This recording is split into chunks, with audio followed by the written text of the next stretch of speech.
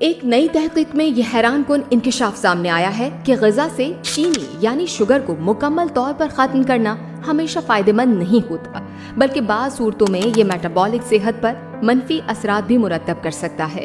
یہ تحقیق امریکی شہر شکاگو میں منعقد ہونے والی طبی کانفرنس ENDO 2026 میں پیش کی گئی۔ تحقیق کے دوران چوہوں کو 16 ہفتوں تک 2 مختلف غذائیں دی گئیں۔ ایک گروپ کو کم چکنائی والی ایسی غذا دی گئی جس میں عام چینی شامل تھی، جبکہ دوسرے گروپ کو اسی نوعیت کی غذا دی گئی لیکن اس میں چینی بالکل شامل نہیں کی گئی۔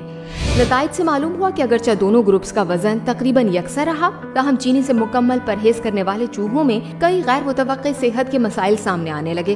سائنسدانوں کے مطابق چینی سے مکمل طور پر محروم چوہوں میں خون میں شوگر کو کنٹرول کرنے کی صلاحیت متاثر ہوئی، انسولین کی مزاحمت میں اضافہ دیکھا گیا، میٹابولک خرابیوں کی علامات ظاہر ہوئیں، آنتوں میں موجود مفید بیکٹیریا کا توازن بگڑ گیا، آنتوں کی سوزش میں اضافہ ہوا، جگر میں ایسی تبدیلیاں سامنے آئیں جو فیٹی لیور کی بیماری سے منسلک سمجھی جاتی ہیں۔ تحقیق کے سربراہ کا کہنا ہے کہ نتائج اس بات کی نشاندہی کرتے ہیں کہ صحت مند غذا میں توازن انتہائی اہم ہے اور کسی ایک جزو کو مکمل طور پر ختم کرنا ضروری نہیں کہ فائدہ مند ہی ثابت ہو۔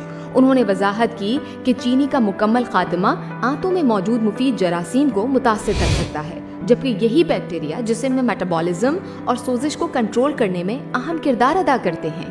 ماہرین نے واضح کیا ہے کہ یہ تحقیق جانوروں پر کی گئی ہے، اسی لیے ابھی یہ کہنا قبل از وقت ہوگا کہ انسانوں میں بھی بالکل یہی نتائج سامنے آئیں گے۔ اس حوالے سے انسانی مطالعات کی ضرورت ہے۔ تحقیق کے مطابق مستقبل میں غذائی ہدایات صرف چینی کو مکمل ختم کرنے کے بجائے مجموعی غذائی توازن، صحت مند کاربوہائیڈریٹس کے استعمال اور آنتوں کی صحت کو مد نظر رکھ کر مرتب کی جانی چاہیے۔